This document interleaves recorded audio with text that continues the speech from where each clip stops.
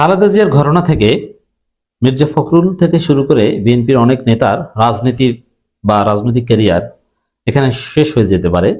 বিএনপিতে নতুন অধ্যায়ের আভাস আমরা পাচ্ছি। খালেদা জিয়া মৃত্যুবরণ করেছেন, তার জানাজা দাফন শেষ হয়েছে। বাংলাদেশের রাজনীতিতে একটা অধ্যায় শেষ হয়েছে। জাতীয় রাজনীতিতে খালেদা জিয়ার মৃত্যু অপূরণীয় ক্ষতি করবে এবং এই জাতি খালেদা জিয়াকে মিস করবে ডেফিনেটলি। তার মতো একজন আপসহীন, আধিপত্যবাদের বিরুদ্ধে একজন সোচ্চার নেত্রী, ইসলামপন্থীদের ভালোবাসেন এরকম একজন নেত্রী, এই জাতি তাকে যুগ যুগ ধরে স্মরণ করবে এবং দোয়া করবে। বিশেষ করে তার বিদায় বেলা তিনি আলেম ওলামাদের যে বিরল সম্মাননা পেয়েছেন, এটা এটা অনেকের ভাগ্যে জোটে না। এখানে বেগম খালেদা জি আপনি দেখেছেন জানাজা পড়িয়েছেন বর্তমান পৃথিবীতে জীবিতদের মধ্যে অন্যতম শ্রেষ্ঠ একজন আলেম মুফতি আব্দুল মালেক এবং জাতীয় মসজিদের খতিব। জাতীয় মসজিদের খতিব ওরকম বড় আলেম অতীতে তেমন দেখিনি, দেশ সেরা আলেম আমরা দেখিনি। এর আগে খতিব ওবায়দুল হক অত্যন্ত যোগ্য দক্ষ একজন অভিভাবক গার্ডিয়ান সুলভ আলেম ছিলেন, কিন্তু বড় মুহাক্কিক আলেম, বাংলাদেশের সেরা, তার উপরে বাংলাদেশিকে কলম ধরতে পারবে না তার ফতোয়ার উপর, এরকম আলেম কিন্তু ছিলেন না। সাধারণত সবচাইতে বড় আলেম হাটাজারি, পটিয়া বা এই টাইপের কোথাও না কোথাও পাওয়া যেত, অথবা অন্য কোথাও। কিন্তু জাতীয় মসজিদের খতিব সবচেয়ে বড় আলেম, এটা রেয়ার। আর সর্বশেষ হাসিনা যাদেরকে খতিব বানাতেন, রুহুল আমিন, সালাউদ্দিন, এদেরকে তো মানুষ জুতা পিটা করত।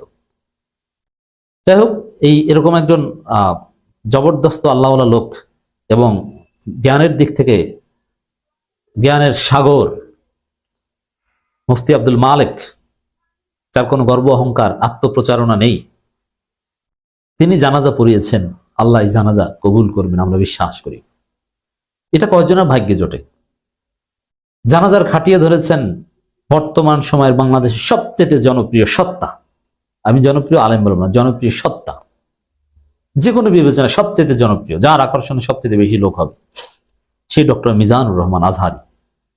তিনি দোয়া করেছেন, নিঃসন্দেহে খাটিয়ে ধরেছেন আল্লামা মামুনুল হক। মামুনুল হকের বাবা আল্লামা আইজুল হক, তিনি কিন্তু বাংলাদেশের শীর্ষ জ্ঞানী আলেমদের মধ্যে একজন ছিলেন, বুখারী শরীফের প্রথম বাংলা অনুবাদক এবং অনেক বড় মাপের জ্ঞানী আলেম। তো দর্শক, এটা কয়জনের ভাগ্যে জোটে? সব ঠিক আছে, এগুলো জাতীয়, কিন্তু আমি এখন আলোচনা করছি বিএনপির ইন্টারনাল হিসাব নিকাশ নিয়ে। বিএনপির ইন্টারনাল হিসাব নিকাশে অবস্থা ভালো না। বিএনপির ভিতরে গ্রুপিং আছে, আপনারা জানেন। বিএনপিতে সে 2001 থেকে দুইটা গ্রুপ ছিল, ভাইয়া গ্রুপ আর আম্মা গ্রুপ। সাধারণত আম্মা গ্রুপের আড্ডা বা আম্মা গ্রুপের কার্যক্রম হাওয়া ভবন কেন্দ্রিক পরিচালিত হতো এবং তখনই এই ভাইয়া গ্রুপ আম্মা গ্রুপের মধ্যে বিভিন্ন দ্বন্দ্ব ছিল এবং এটা 111-এর সময় বিএনপির অনেক নেতা অকপটে স্বীকার করেছেন এবং এটা কোডিফিকেশন হিস্ট্রিতে লেখা আছে যে তারেক রহমান বিএনপির সিনিয়র নেতা আম্মা গ্রুপের যারা খালেদা জিয়াকে দেখে বা তার সাথে রাজনীতি করতেন, যারা তরুণ না, এদের সাথে কি বেয়াদবি করেছেন, মেজর হাফিজের সাথে বেয়াদবি করেছেন, আরো অনেকে আছে। তারেক রহমান বেয়াদবি করতেন এবং তারেক রহমান একজনের কাছে ক্ষমাও চেয়েছিল। আপনারা দেখেছেন কিছুদিন আগে এক সাবেক সেনা কর্মকর্তা, রুমি বা নাম আমি চিনি না তাকে ক্যামেরার সামনে ক্ষমা চেয়েছে। এই ক্ষমা চাওয়া এটা একটা নাটক, এর মাধ্যমে সবার কাছে ক্ষমা চাওয়া হয়েছে।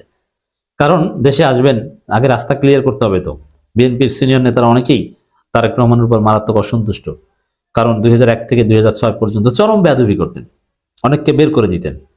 গোলাম মোল্লা রনি এরকম কিছু ঘটনা বলেছে যে হাওয়া ভবনে অনেককে দাঁড় করিয়ে রাখতেন, ঘটনার প্রকারটা দাঁড় করিয়ে, সিনিয়র মন্ত্রী, তাকে দাঁড়িয়ে থাকতে হতো তারেক রহমানের সাথে সাক্ষাৎ করতে, আবার ধমক দিতেন, এখানে দাঁড়িয়ে থাকেন, আরো পরে আসেন, এটাকে।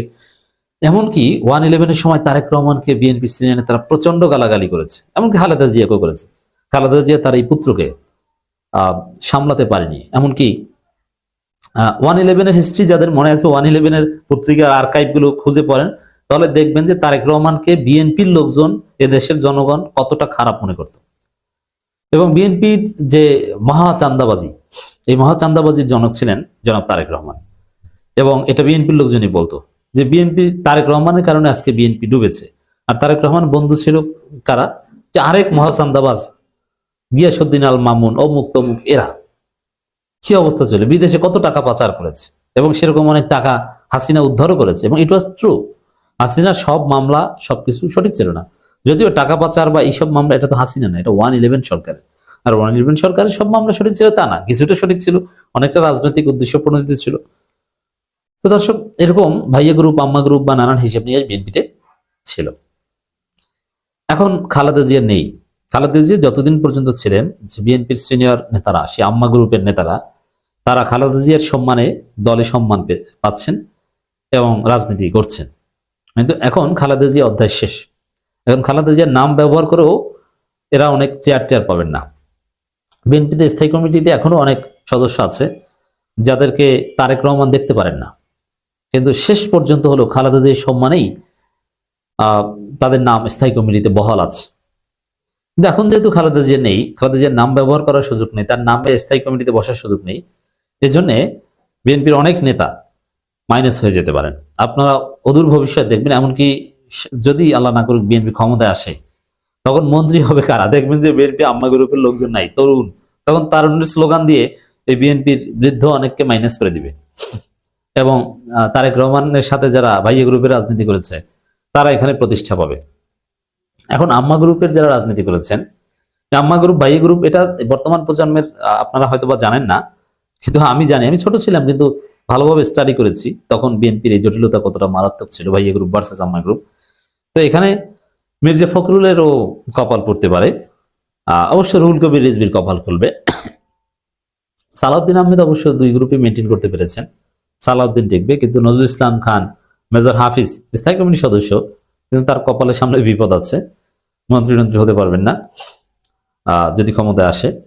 এরপরে জমিরুদ্দিন সরকার, সেলিমা রহমান, এই টাইপের ডক্টর মঈন খান সিনিয়র যারা আছেন, এরা অচিরেই কোণঠাসা হয়ে যাবে। এটা তারেক রহমান নিজে সবকিছু করবেন তা না, কারণ ওই মঈন খান, নজরুল ইসলাম খান, সেলিমা রহমান যে জায়গায় আছেন, ওই জায়গায় যেতে তারেক রহমানের অনুসারী হিসেবে যারা দীর্ঘদিন ভাইয়া গ্রুপের রাজনীতি করেছেন তারাই এটা করবেন। সেই দৃশ্য আপনারা অচিরেই দেখতে পাবেন। তো দর্শক, একটা খবর ইত্তেফাকের, মির্জা ফখরুলের জন্য মনটা কাল থেকে খুব বিষণ্ণ হয়ে আছে প্রেস সচিব। তিনি বলেছেন ভিন্ন প্রেক্ষাপটে, কিন্তু এটাকে আমি একটু রিলেট করতে চাই। মির্জা ফখরুলের জন্য আমাদেরও মায়া হয়।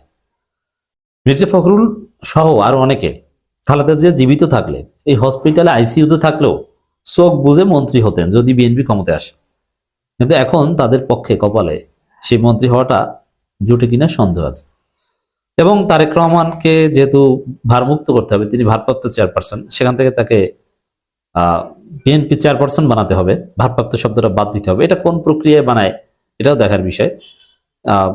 লজ্জা শরম থাকলে, গণতন্ত্রের প্রতি কমিটমেন্ট থাকলে তো কাউন্সিল করবে, আর কাউন্সিল করতে গেলে তখন মির্জা ফখরুলের বিপদ কপাল পড়তে পারে।